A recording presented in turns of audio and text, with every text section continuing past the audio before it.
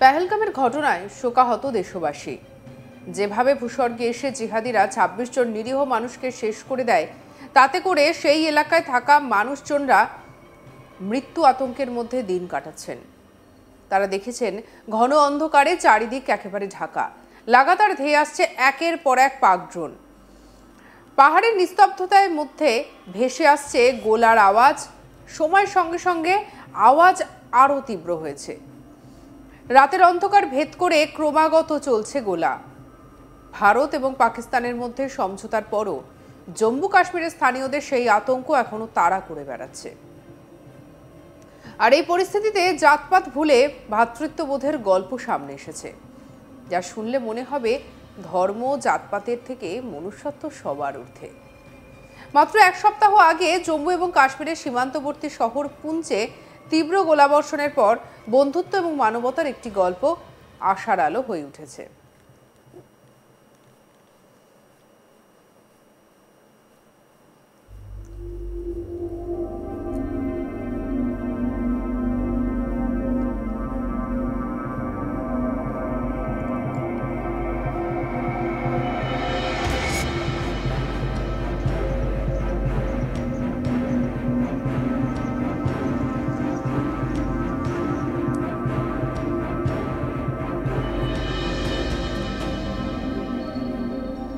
পুঞ্চে গোলাবর্ষণের সময় এলাকার ছোট ছোট বাচ্চাদের জাত ধর্ম না দেখে তাদের বাঁচাতে এগিয়ে এসেছিলেন ৫১ বছর বয়সী স্থানীয় প্রাক্তন বিজেপি বিধায়ক প্রদীপ শর্মা, যিনি কিনা একজন হিন্দু ছিলেন।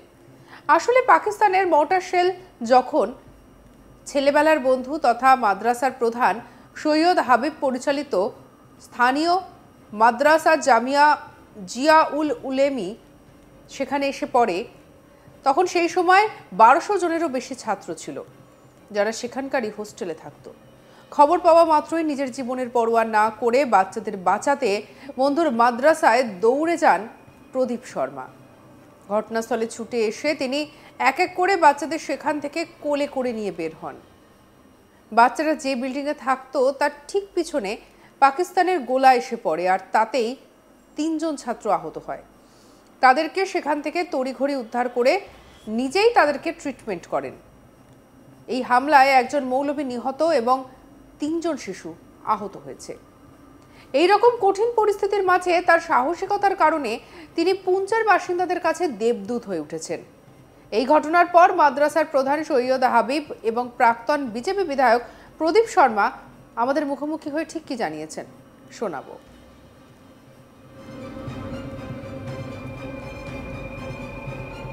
यहाँ पर सब अमीर लोग नहीं हैं, गरीब लोग बहुत ज़्यादा हैं। 5,60,000 हमारे जिला की वादी है, डिस्ट्रिक्ट की।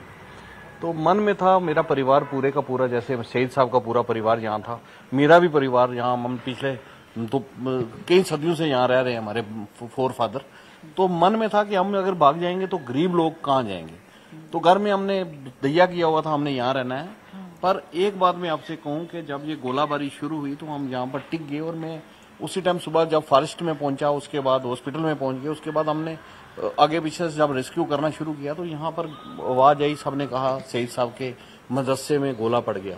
ये जो शहीद साहब के पिताजी हैं, जो मौलवी गुलाम कादर साहब, ये पुंछ में एक नामचीन हस्ती हैं, ये सबको लेकर चलने वाले व्यक्ति हैं, बुजुर्ग हैं। हम इनसे जब भी आते हैं मैं भी इनसे आशीर्वाद लेने, मेरे ये दोस्त हैं, उनके पिताजी मेरे पिताजी हैं, मैं पिता तुल्य है वो, मैं आशीर्वाद लेने जाता हूँ। और इनके साथ इस जिया-उल-उलूम में मैं जुड़ा भी हूँ। जब ये कोई एनजीओ का अच्छा काम करते हैं, जब कोई कहीं पर बाढ़ आ जाती है, कुछ आती है, ये यहाँ पर कोई डोनेशन बांटते हैं, कुछ बांटते हैं, मुझे बुला लेते हैं, तो मैं इनके साथ जुड़ा रहता हूँ। उस वजह से मदरसे के साथ तो जुड़ा था, पर ये इंसानियत का मसला था, फिर मैं भी दौड़कर यहाँ भी पहुँच गया, फिर यहाँ से बच्चे वहाँ पहुँच गए, हम हॉस्पिटल में पहुँच गए।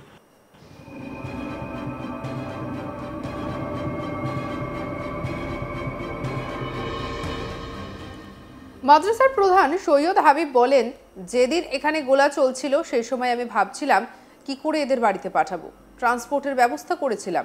অভিভাবকরা চিন্তায় ছিলেন। একটা গোলা এসে এই বিল্ডিং এর পিছনে এসে পড়ে, খুব জোরে বিস্ফোরণ হয়, আমার পুরো অফিস কেঁপে ওঠে।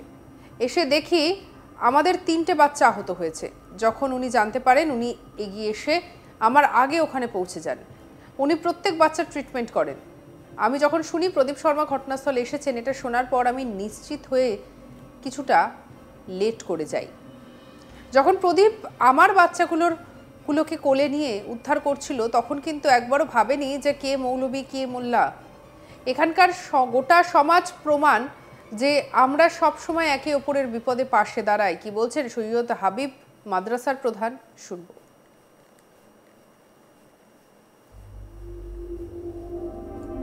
आपने पुंछ के भाईचारे की बात की है, तो ये भाईचारा कोई रातों रात यहाँ नहीं हुआ है, बल्कि ये एक रिवायती भाईचारा है।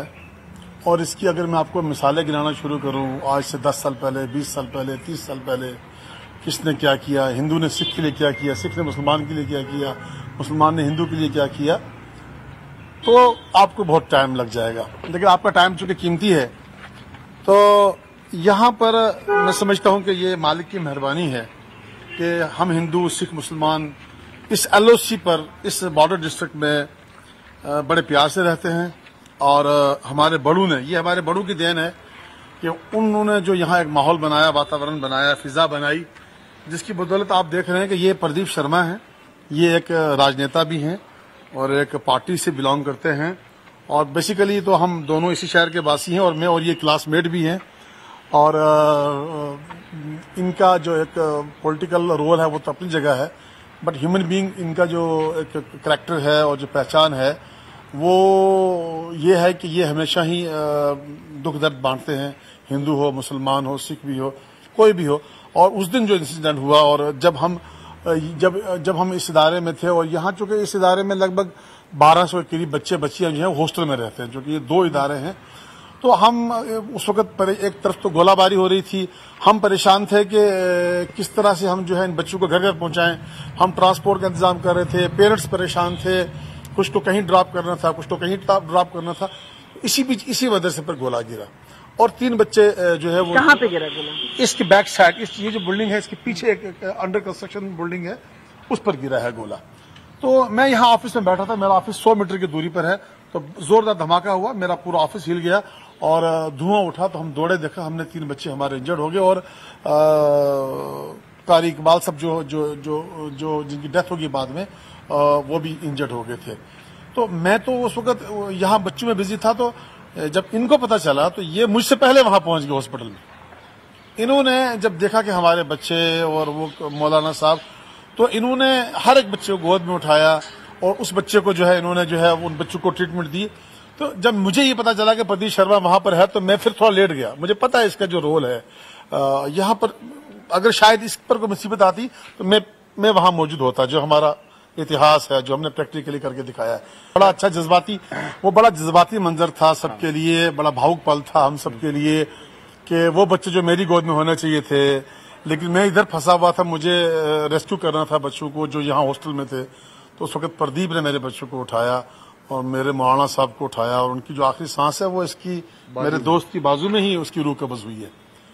तो प्रदीप ने ये नहीं सोचा कि ये मौलवी हैं, ये मुल्ला हैं, ये मदरसा है, ऐसा कुछ नहीं सोचा प्रदीप ने।